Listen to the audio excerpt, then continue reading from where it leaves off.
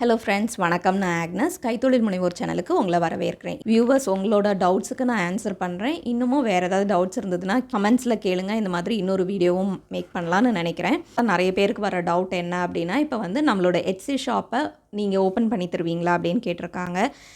நான் ஒரு 2 இயர்ஸ் முன்னாடியெல்லாம் எட்ஸி ஷாப் ஓப்பன் பண்ணுறதுக்காக ஒர்க் ஷாப் மாதிரி கோர்ஸ் மாதிரிலாம் நடத்தியிருக்கேன். ஒரு 5 டேஸ் இன் அ வீக் நடத்துவேன் அண்ட் எவ்ரிடே ஒரு 1 hour. ஸோ ஒவ்வொரு நாளும் வந்து எட்ஸியில் என்னெல்லாம் செய்யலாம், செய்யக்கூடாது, அவங்களுக்கு எந்த மாதிரியான ப்ராடக்ட்ஸில் இன்ட்ரெஸ்ட் இருக்குது, அந்த ப்ராடக்ட்ஸை நம்ம எந்த மாதிரி எட்ஸியில் போடலாம், இந்த மாதிரியான நிறைய விஷயங்கள் சொல்லிவிட்டு அதுக்கப்புறமா எட்ஸியில் ஷாப் ஓப்பன் பண்ணுறேன். அந்த ஒவ்வொரு ஸ்டெப் பை ஸ்டெப் அவங்க ஷாப் ஓப்பன் பண்ணும் போதுமே நான் கைட் பண்ணிகிட்டு இருந்தேன். அதாவது எப்படின்னா ஆன்லைனில் இருக்கும். ஸோ ஆன்லைனில் நான் வீடியோவில் வந்து என்னோடய ஸ்க்ரீன் ஷேர் பண்ணி எப்படி ஷாப் ஓப்பன் பண்ணோம் அப்படின்ற அந்த கோ த்ரூ காட்டுவேன். அதை ஃபாலோ பண்ணிவிட்டு அவங்க செய்வாங்க. அவங்களோட டீட்டெயில்ஸ்லாம் ஆட் ஆன் பண்ணிக்குவாங்க. ஸோ இந்த மாதிரி பண்ணிகிட்டு இருந்தேன். ஆனால் இப்போதைக்கு அது பாசிபிளான்னு எனக்கு தெரியல. டைம் பத்துமா அப்படின்னு எனக்கு சொல்ல தெரியல. பட் ஸ்டில் என்னோடய ஷாப் எப்படி ஓப்பன் பண்ணணும் அப்படின்ற வீடியோவில் உங்களுக்கு complete step by step instructions இருக்கும். அதை தாண்டி உங்களுக்கு ஏதாவது டவுட்ஸ் இருந்தது அப்படின்னா நீங்கள் வந்து நம்மளோட வாட்ஸ்அப் குரூப் இருக்குது. அதோட லிங்க் ஆல்மோஸ்ட் என்னோட எல்லா வீடியோஸ்லேயும் இருக்கும். அதில் இருந்து என்னை காண்டாக்ட் பண்ணி நீங்கள் என்கிட்ட கேட்கலாம். என்னால் முடிஞ்சவரை ஆன்சர் பண்ணுறேன். பட் நிறைய பேரோட டவுட்ஸ் இருக்கிறனால என்னால் கண்டினியூஸாக டைம் எடுத்து என்னால் பண்ண முடியல. மேபி லைக் ஒரு ரீசனபிளான ஃபீக்கு ஒரு கன்சல்டேஷன் மாதிரி ஒரு 1/2 hourக்கு அந்த மாதிரி கன்சல்டேஷன் கொடுக்கலாம் அப்படின்னு நான் நினைக்கிறேன். இன்னும் நிறைய பேர் நீங்கள் எனக்கு ஷாப் ஓப்பன் பண்ணி தருவீங்களா அப்படின்னு கேட்டிருக்காங்க. நான் யாருக்கும் அப்படியே ஷாப் ஓப்பன் பண்ணி தந்தது கிடையாது. நான் சொன்ன மாதிரி ஆன்லைனில் கோர்ஸ் மாதிரி பண்ணி அதே டைமில் என்கிட்ட கன்சல்டேஷன் அட்டென்ட் பண்ணுறவங்க அந்த பக்கம் இருந்து அவங்களோட ஸ்க்ரீனில் அந்த டீட்டெயில்ஸ்லாம் என்டர் பண்ணிட்டு வருவாங்க. இந்த மாதிரி தான் நான் ஷாப் ஓப்பன் பண்ண ஹெல்ப் பண்ணிகிட்டு இருந்தேன். ஆக்சுவலி இந்த நான் ஓப்பன் பண்ணுறது இல்லை அப்படின்றதுக்காக ஒரு காரணம் இருக்குது. அது என்ன அப்படின்னு பார்த்தீங்கன்னா, ஃபர்ஸ்ட் வந்து எட்ஸி வந்து நம்ம எங்கேருந்து நம்மளோட சிஸ்டம் யூஸ் பண்ணுறோம் அப்படின்னு நம்மளோட ஐபி அட்ரஸை நோட் பண்ணுவாங்க. ஓகேவா? எல்லா டைமும் உட்காந்து ஒவ்வொருத்தருக்கும் வெரிஃபை பண்ணுவாங்க அப்படின்னு நம்மளால் சொல்ல முடியாது. பட் ஸ்டில் அவங்களால அந்த டீட்டெயில்ஸ் எடுக்க முடியும். ஸோ இப்போ நான் ஏற்கனவே என்னோடய ஷாப் வந்து என்னோடய ஐபி அட்ரஸ்லேருந்து யூஸ் பண்ணிகிட்ருக்கேன். அதே டைமில் நான் இன்னொரு ஷாப்பை ஓப்பன் பண்ணி என்னோடய ஐபி அட்ரஸ்லேருந்து ஓப்பன் பண்ணேன் அப்படின்னா அதை வந்து எட்ஸி அக்செப்ட் பண்ண மாட்டாங்க. இப்போ ஒருவேளை நானே எனக்கு இன்னொரு ஷாப் ஆட் பண்ணணும் அப்படின்ற டைமில் கூட ஒரே ஐபி அட்ரஸ் தானே இருக்கும். அந்த மாதிரி சிச்சுவேஷன்ஸில் என்ன அப்படின்னா என்னோடய ஷாப்லேயுமே அந்த புதுசாக ஓப்பன் பண்ணுற ஷாப்லேயுமே நான் தான் ஷாப்போட ஓனர். நான் வந்து இந்த மாதிரி இன்னொரு ஷாப்பும் வச்சுருக்கேன் அப்படின்ற டீட்டெயில்ஸும் நம்ம கொடுக்கணும் அப்படின்னு எட்ஸி எதிர்பார்ப்பாங்க. அது வந்து அவங்களோட ஒரு பாலிசி. இது எதுக்கு அப்படின்னா, கரெக்டான ஒரு செல்லர் எட்ஸியில் செல் பண்ணணும். லைக் பையருக்கும் செல்லரும் 2 பேரையுமே அவங்க வந்து ஒரு வெரிஃபைடாக ஒரு கரெக்டான ஆளாக இருக்கணும் அப்படின்னு விரும்புகிறனால இந்த மாதிரி ஒரு செக் பாயிண்ட் வச்சுருக்காங்க. ஸோ இன்னொருத்தர் வந்து நமக்கு எட்ஸியில் ஷாப் ஓப்பன் பண்ணி கொடுக்க முடியாது. இல்லை இன்னொருத்தரோட ஷாப்பை வந்து நான் வாங்கிக்கலாமா அப்படின்ற டவுட்ஸும் நிறைய பேருக்கு இருக்குது. ஏற்கனவே ஒருத்தவங்க வச்சுருக்கிற ஷாப்பை நம்ம வாங்கி யூஸ் பண்ண முடியாது. அதே போல் நம்மளோட ஷாப்பையுமே இப்போ நம்மளால் ஹேண்டில் பண்ண முடியல, அதனால் என்னோடய பிஸ்னஸை இன்னொருத்தருக்கு கொடுக்குறேன், என்னோடய ஷாப்பை வந்து இன்னொரு பேருக்கு ட்ரான்ஸ்ஃபர் பண்ணுறேன் அப்படின்னா அதையுமே செய்ய முடியாது. எட்ஸியை பொறுத்த வரைக்கும் அவங்க இண்டிவிஜுவலாக அவங்களுக்குன்னு ஷாப் ஓப்பன் பண்ணிக்கணும். இப்போ ஒரு வேளை நம்ம வந்து ஒரு கம்பெனி மாதிரியே ஒன்று நடத்திட்டு இருக்கோம்னு வச்சுக்கோங்களேன், நம்மளோட ஹேண்ட்மேட் ப்ராடக்ட்ஸ்க்கே அந்த பிஸ்னஸையே நான் வந்து இன்னொருத்தருக்கு விற்றுட்டேன் அப்படின்னாலுமே என்னோடய ஃபர்மோட நேம், அதோட ரெஜிஸ்ட்ரேஷன் எல்லாத்தையுமே நான் ஒருத்தருக்கு விற்றுட்டேன் அப்படின்னு வச்சுக்கலாமே. அப்போ கூட எட்ஸியில் அவங்க ஷாப் ஓப்பன் பண்ணோம் அப்படின்னா ஏற்கனவே உள்ள எட்ஸி ஷாப்பை அவங்களால யூஸ் பண்ண முடியாது. அவங்க புதுசாக ஒரு ஷாப் க்ரியேட் பண்ணி தான் யூஸ் பண்ண முடியும்.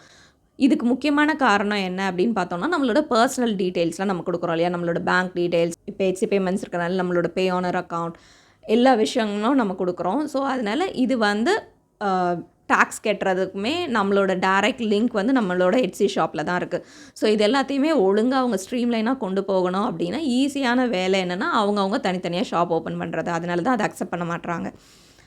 இன்னொரு கொஸ்டின் என்ன அப்படின்னா, நம்ம இல்லாமல் இன்னும் ஒரு தேர்ட் பார்ட்டி ஆளுங்க, வேறு யாராவது ஷாப் அசிஸ்டன்ட் மாதிரி நம்ம வச்சுட்டு இன்னொரு லொக்கேஷனில் இருக்கிறவங்களோ இன்னொருத்தர் வந்து நம்மளோட ஷாப்போட ஒர்க்கை வந்து பார்த்துக்கிறாங்க அப்படின்னா அந்த மாதிரியும் நம்மளால் கொடுக்க முடியாது. எதனால் அப்படின்னா எட்ஸி வந்து அதை அக்செப்ட் பண்ணுவாங்க.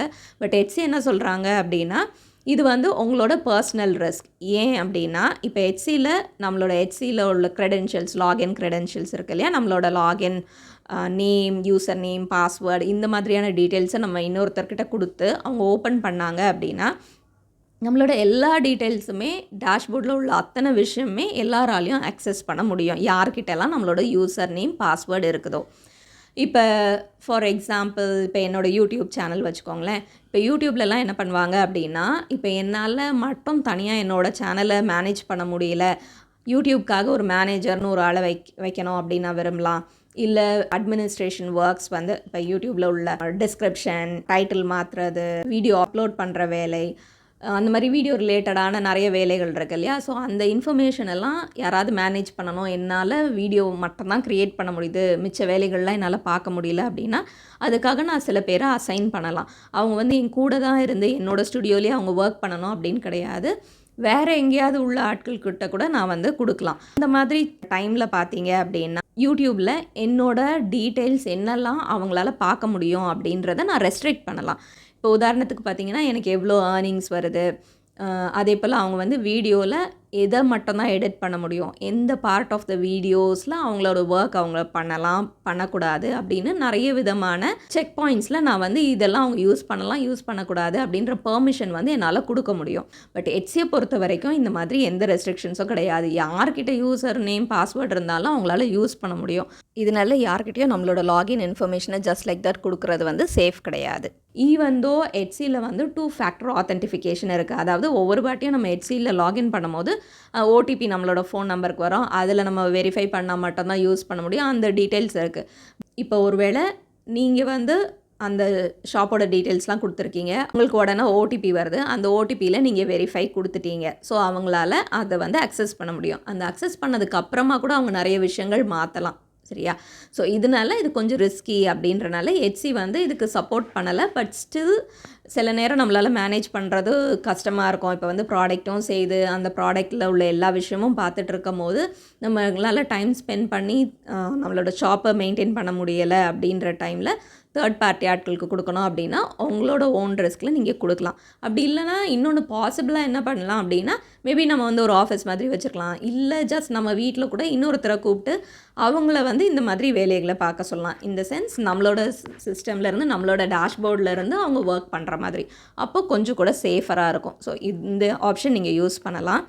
அதுக்கப்புறம் பார்த்தோன்னா எட்ஸிலேயுமே நிறைய பேர் ஸ்பேமர்ஸ் இருப்பாங்க. எட்ஸி அவங்களால முடிஞ்ச அளவு செல்லர்ஸ், பையர்ஸ் 2 பேருமே ப்ரொடெக்ட் பண்ணுறதுக்கான நிறைய விஷயங்கள் அலாங் த இயர்ஸ் செய்துட்ருக்காங்க. அதையும் தாண்டி ஸ்பேம் ஆன திங்ஸ் வரதுக்கான சான்சஸ் இருக்குது. ஸோ அந்த விஷயத்தில் நீங்கள் கேர்ஃபுல்லாக இருக்கணும். முக்கியமாக நியூவாக நீங்கள் செல் பண்ணுறீங்க அப்படின்னும் போது நம்மளை டார்கெட் பண்ணுறதுக்கான சான்சஸ் வந்து ரொம்பவே நிறைய. இதுக்கெல்லாம் எங்கேருந்து தான் ஆட்கள் இருக்காங்கலாம் தெரியல. இது ரிலேட்டடாக வீடியோ ஒன்று போட்டிருப்பேன், அதில் எப்படி கவனமாக இருக்கணும் அப்படின்னு அந்த வீடியோவையும் நீங்கள் செக் பண்ணி பாருங்கள். சில இம்பார்ட்டன்ட் விஷயம் சொல்கிறேன். எட்ஸி வந்து யூஸ்வலாக உங்களை இமெயிலில் காண்டாக்ட் பண்ணாது, அன்லஸ் நீங்கள் வந்து அவங்களுக்கு ஃபீ பே பண்ண வேண்டியதில் ஏதாவது பாக்கி இருக்குது அப்படின்ற இன்ஃபர்மேஷன் கொடுத்துருப்பாங்க. இல்லாமல ஏதாவது ஒரு இமெயில் உங்களுக்கு வந்தது எட்ஸியில் இருந்தது அப்படின்னா நீங்கள் என்ன பண்ணுங்கன்னா, நார்மலாக எட்ஸிக்குள்ளே நீங்கள் லாகின் பண்ணிவிட்டு உங்களோட டேஷ்போர்டில் ஏதாவது இன்ஃபர்மேஷன் இருக்கான்னு பாருங்கள். உங்களோட டேஷ்போர்டில் இருக்கிற இன்ஃபர்மேஷனுக்கு மட்டும் ரெஸ்பாண்ட் பண்ணுங்கள். அதே மாதிரி எட்ஸியில் கான்வர்சேஷன்ஸ் இருக்கும் இல்லையா, நம்மளோட பையர்ஸ் நம்மளை டெக்ஸ்ட் பண்ணலாம், இல்லைனா வேறு யாராவது பை பண்ணணும்னு நினைக்கிறவங்க நமக்கு டெக்ஸ்ட் பண்ணலாம். அந்த மாதிரி அனுப்பியிருந்தா கூட அதில் அவங்க ஏதாவது லிங்க் ஏதாவது கொடுத்துருந்தாங்க அப்படின்னா லிங்க்கெல்லாம் ஓப்பன் பண்ணாதீங்க. பேமெண்ட்டை எட்ஸிலேருந்து வெளியே நான் பே பண்ணுறேன், எட்ஸி மூலமாக வேண்டாம், வெளியே பே பண்ணுறேன் அப்படின்னு யாராவது சொன்னால் அதையும் அக்செப்ட் பண்ணாதீங்க. அதெல்லாம் சேஃப் கிடையாது. ஸோ நம்ம கேர்ஃபுல்லாக இருக்கிறது தான் முக்கியம். எட்ஸியில் உள்ள மெசேஜில் இருந்துமே யாராவது லிங்க் கொடுத்தாங்க அப்படின்னா ஓப்பன் பண்ணாதீங்க. உங்களுக்கு இமெயிலில் யாராவது எட்ஸிலேருந்து காண்டாக்ட் பண்ணுறோம் அப்படின்னாலுமே அதுக்கு ரெஸ்பாண்ட் பண்ணாதீங்க. லிங்க்ஸ் இருந்தால் கண்டிப்பாக யூஸ் பண்ணாதீங்க. ஈவன் உங்களோட ஓன் லிஸ்டிங்கோட லிங்க் மாதிரியே இருந்தால் கூட அதையுமே கிளிக் பண்ணாதீங்க, சரியா. எனக்கு கூட அந்த மாதிரிலாம் வந்திருக்கு, நான் ஏற்கனவே போட்ட வீடியோவில் சொல்லியிருப்பேன். மெசேஜை படித்து பார்த்தா ரொம்ப ஆத்தென்டிக்காக நமக்கு தோணும். அந்த டைமில் நான் என்ன பண்ணேன்னா, நேராக உடனே எட்ஸி கஸ்டமர் சப்போர்ட்டுக்கு மெசேஜ் அனுப்பினேன். இந்த மாதிரி என்னோடய ப்ராடக்ட்டே போட்டிருக்காங்க, எனக்கு கொஞ்சம் டவுட்டாக இருக்குன்னு. அப்புறம் அவங்களுமே என்ன சொன்னாங்கன்னா, நீங்கள் வந்து அதையுமே ஓப்பன் பண்ணாதீங்க, அதுவுமே கூட ஸ்பேமாக இருக்கும், அதனால் கவனமாக இருங்க அப்படின்னு. ஸோ காஷியஸாக இருக்கிறது நம்மளோட ஓன் பொறுப்பு. ஸோ இந்த விஷயங்கள் பற்றியெல்லாம் தான் நான் பேசணும்னு நினச்சேன். இன்னும் வேறு ஏதாவது உங்களுக்கு டவுட்ஸ் இருந்தால் கேளுங்கள்.